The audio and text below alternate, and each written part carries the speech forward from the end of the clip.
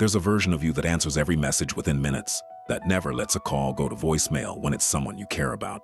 That says, yeah, I'm fine before the question even finishes. That shows up for everyone, every time, and goes home empty.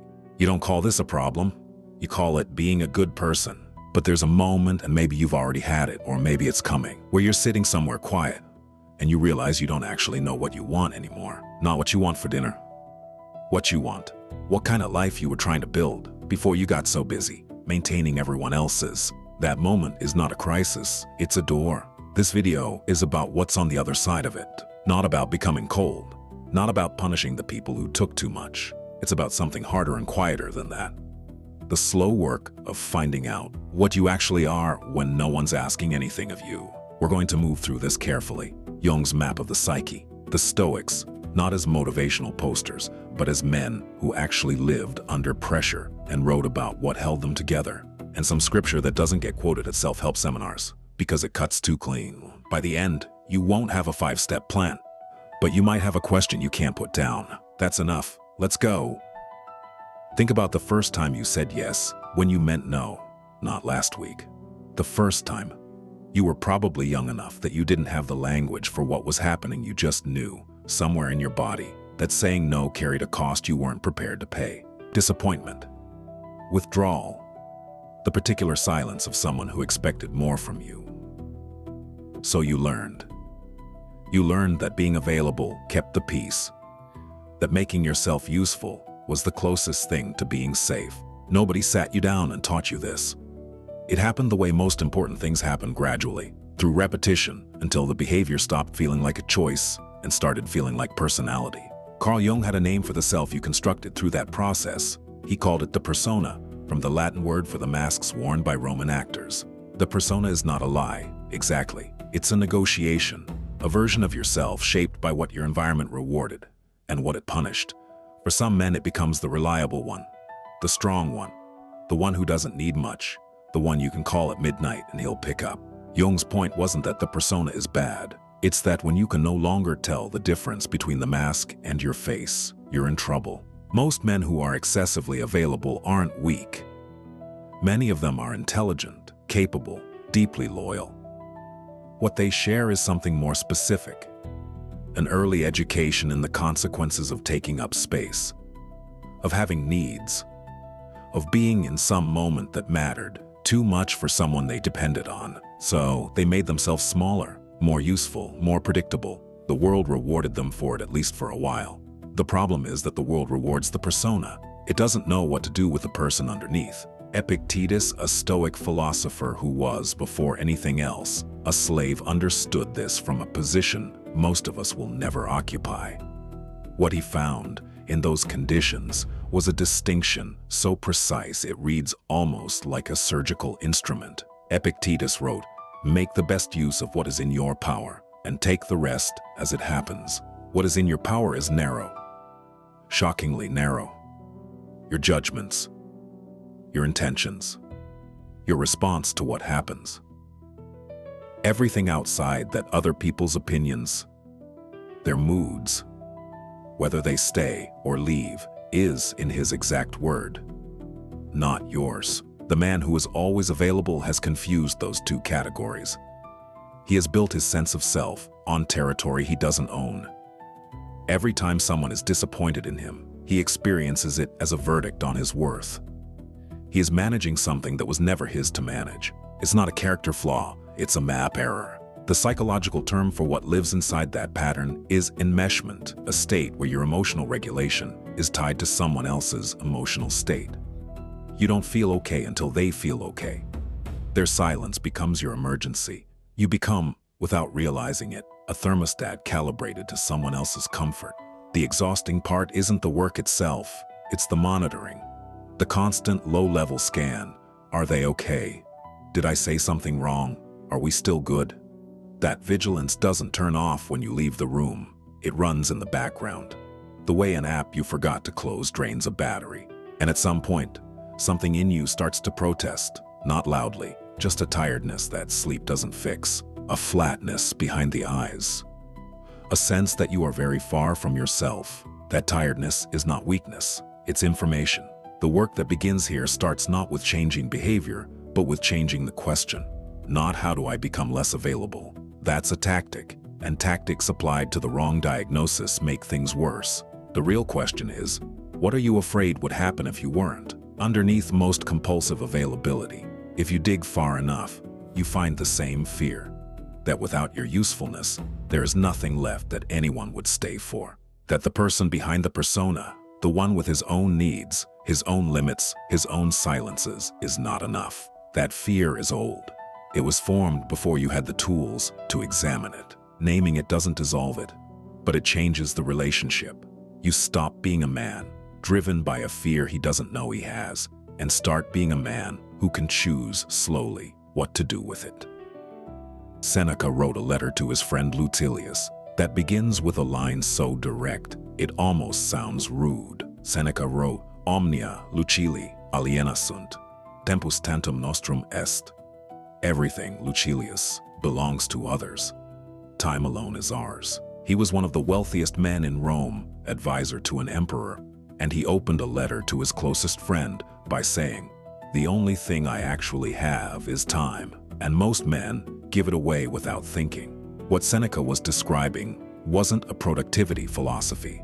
He was describing something closer to what Jung would later call psychic energy, the finite, non-renewable resource that powers everything you think, feel, decide, and become. Most men treat it like it's infinite.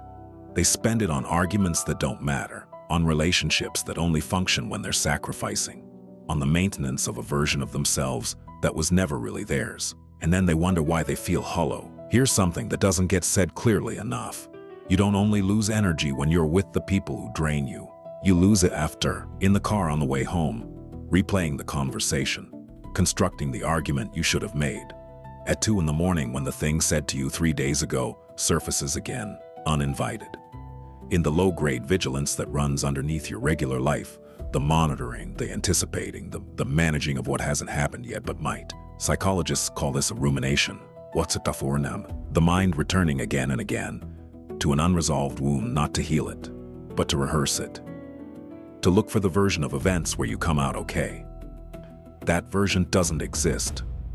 And the search for it is one of the most expensive things a man can do with his inner life. Jung was precise about this. What you resist persists, not as poetry, as mechanism. Every unexamined reaction, every swallowed boundary, every time you performed okayness while something in you was breaking, that material accumulates. Jung called the repository of it the shadow. Not evil, not weakness, just everything about yourself that you've decided isn't safe to show. The shadow is expensive to maintain. It costs you energy every day just to keep it out of view. The particular man this video is for doesn't look depleted from the outside. He functions, he delivers, he shows up. But if you asked him when he last felt genuinely rested, not just slept, but rested, present in his own life, he would have to think for a long time. Seneca again, and he was relentless on this point. Seneca wrote, Dum differtur vita transcurrit. While we delay, life passes. Not about procrastination, about the life that doesn't happen because you're spending your energy on the wrong things. The version of yourself that never quite emerged, because you were too busy being what everyone needed you to be. When you are consistently in a state of emotional vigilance, your nervous system learns to treat that state as baseline. It stops registering it as stress and starts registering it as normal. You don't feel the cost acutely, you just feel vaguely off. You stop noticing the things that used to bring you back: a long walk, an hour of quiet, the satisfaction of a problem you solved alone. Those things lose their texture, not because you've changed fundamentally, because you've been running on emergency power so long. You've forgotten what full capacity feels like. When you don't recover, you don't just get tired. You get brittle, reactive in ways that surprise you, short with people you love. And then, because you can't understand why you're this way, you work harder at the performance of being okay, which costs more energy, which makes the brittleness worse. It's a closed loop, and the exit begins with a decision about where your energy goes. Not all of it, not dramatically, just some of it back. Epictetus described the beginning of philosophy not as an abstract principle, but as a practice, the recognition that most of what we treat as fact is opinion. The assumption that your worth depends on your usefulness. The assumption that people will leave, if you have limits. The assumption that you have to earn your place in every room, those are opinions. They were installed before you could examine them. They are not facts. And the real, felt recognition of that, not just the intellectual acknowledgement, is where something starts to shift. Not loudly, not all at once. Something releases. And in the space that opens, something else becomes possible. There's a version of silence that is just anger with better posture. The man who stops responding because he wants to be chased, who goes quiet as a way of punishing, running an experiment on the people around him to measure his own value. That silence is not sovereignty. It still depends on the other person's reaction to mean anything. That's not what we're talking about. The silence worth building comes from a different place. It doesn't need an audience. It doesn't require anyone to notice or come looking. It is not a message sent to anyone. It is a return to something internal that got buried under years of noise. Marcus Aurelius understood this at a level most men never reach. He was emperor of Rome, for nearly 2 decades commanded armies, administered an empire of millions. And every night he wrote in a journal he never intended anyone to read. Not to be seen writing, not to demonstrate wisdom, to find it, to remind himself against the relentless pull of power and flattery, what he actually believed. Marcus Aurelius wrote, "You have power over your mind, not outside events. Realize this, and you will find strength." He wrote that for himself. That's the tell. A man performing wisdom writes for an audience. A man trying to live it writes in the dark, to no one, because the work requires honesty that an audience makes impossible. What Marcus was practicing, what the Stoics called prosauche, or self-attention, is not self-absorption. Self-absorption is the man constantly thinking about himself in relation to others, how he appears, whether he's enough. Prosauche is the man who goes inward to clarify his values, examine his reactions, and return to the world steadier. Most men told to work on themselves interpret it as withdrawal. Become less. Need less. That reading produces a smaller man, not a better one. The Stoics were pointing at something different. Become more interior, so your exterior becomes more deliberate. Know yourself well enough that you stop being operated by forces you can't see. Jung arrives at the same place from a different direction. Individuation. The process of becoming who you actually are is often misread as a journey away from people. It's not. It's a journey away from the collective definitions of who you should be. The roles and personas handed to you before you were old enough to refuse them. The shadow work that individuation requires isn't pleasant. You have to look at the parts of yourself kept out of the light, the anger performed as patience, the fear performed as strength, the grief deferred because someone else always needed more. None of that disappears because you don't look at it. It shapes your behavior from underground and leaks into your closest relationships as the thing no one can name but everyone can feel. Looking at it doesn't mean broadcasting it. It means owning it, stopping the enormous expenditure of energy required to keep it hidden from others. But more importantly, from yourself. There is a line in Proverbs that doesn't get quoted at conferences because it doesn't flatter the listener in the way popular scripture gets repurposed to flatter. Even fools are thought wise if they keep silent, and discerning if they hold their tongues. It's harder than it first appears. Not saying silence makes you look smart. Saying that the mouth, its reflexive need to defend, explain, justify, is one of the primary ways a man gives himself away before he's had a chance to actually think. The biblical wisdom tradition is full of this. Ecclesiastes on the weight of words. Psalms on waiting not passively, but with a costly trust that the answer comes if you don't force it. James is almost blunt. Be quick to listen, slow to speak, slow to anger. The man who fills every silence with himself is not hearing anything. He is not growing. He is making noise in the shape of a person. Silence in this tradition is not emptiness. It is where truth becomes audible, not a retreat from the world, but where you go to find out what you actually think before the world tells you. This gets misused, so it's worth saying plainly. None of this means you become unavailable to everyone. The man who has done this work doesn't disappear. He becomes more present because when he shows up, he is actually there. Not monitoring, not performing, just present with what he has for the duration that makes sense. That quality of attention is only possible in a man who doesn't need the conversation to go a particular way. If what we're building here resonates with something you've been carrying, this channel exists for exactly that kind of conversation. Stay. It gets more useful the longer you're in it. Nobody tells you that becoming yourself is a lonely process. Not lonely like depression, that gray, airless contraction. More like the loneliness of a long drive at night. Just you and the road and the dark, and something clarifying about the fact that no one can reach you right now. Most men haven't had enough of that, because the moment it arrived, they filled it with the phone, with noise, with busyness that is mostly avoidance dressed in a schedule. The silence came close, and they flinched, because silence is where you meet yourself, and that meeting is uncomfortable in a way that's hard to anticipate. You find things you didn't expect. Grief that never got its time. Anger that was too dangerous to feel when it was formed. A tenderness toward yourself that feels almost embarrassing because you were trained to treat your own needs as an inconvenience. Jung called this the confrontation with the unconscious. It is the part of individuation that most frameworks skip, because what sells is the outcome, not the passage. Nobody wants a map to the dark part, but it is not optional. The passage starts with a restlessness that has no obvious object. Things are fine, but fine in a way that makes you slightly suspicious, like a room that's too tidy, cleaned in a hurry with everything in the wrong place. Then, if you slow down, you notice the edges of your own avoidance. The conversation you redirect every time it nears something real. The emotion you convert into problem solving. The versions of yourself you perform for different people, and the persistent fatigue of maintaining them all. And then quietly you wonder what would happen if you stopped. What if you said less? What if you let the silence sit?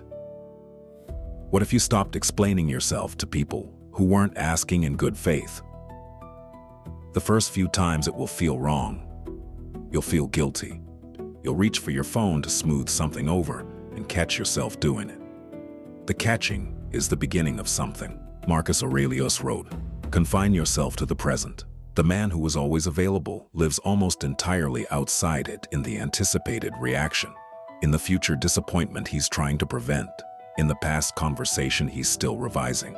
The present is the only place where your values can be practiced rather than theorized. Coming back to it is a decision made repeatedly in small moments, to respond from your actual center rather than your anxiety. To be, as Epictetus put it, in your own jurisdiction. God is our refuge and strength, and ever-present help in trouble. Therefore we will not fear, though the earth give way and the mountains fall into the heart of the sea." Not a promise that the mountains stay standing, a statement about what holds when they don't. The ground of your life is not your reputation, not your usefulness, not the approval you've been working to keep. Those things shift. The man who built himself on them will spend his entire life in low-grade terror of their instability. What the Psalms point toward, and what the Stoics also point toward, is something interior. A center that holds, not because life is going well, but because you know who you are when it isn't. That is not given. It is built in ordinary moments, honesty over performance, stillness over noise, your own judgment over the loudest voice in the room. The recognition, the exhaustion you've been carrying is not a character flaw, it is the natural result of a system never designed to be sustainable. You've been paying that cost in energy, in presence, in the slow erosion of your own interior life for long enough. The question is the one Marcus asked in the dark, for no one, just because he needed to know, what do I actually believe? What am I actually for? And is the life I am living consistent with those answers? You don't have to answer tonight, but at some point you have to. The alternative, available to everyone and truly present for no one, including yourself, has a cost too. It just arrives in installments, so gradually that most men don't recognize it as a price until they've already paid most of it. The man who stops being endlessly available does not disappear. He arrives, not loudly. He takes up the space that was always his, not at anyone's expense, but as a matter of simple fact. He has limits that come not from anger, but from self-knowledge. He can love people without losing himself inside them. He still doubts, he still gets it wrong, but he shows up to his own life, to his own values, to the people who deserve the real version of him rather than the managed one. That's not a small thing. It might be the whole thing. If this landed somewhere real, share it with someone who needs it. And if there's something you want to go deeper on the shadow work, the Stoic practice, what scripture says about silence and strength, leave it in the comments. That's the next conversation. See you there.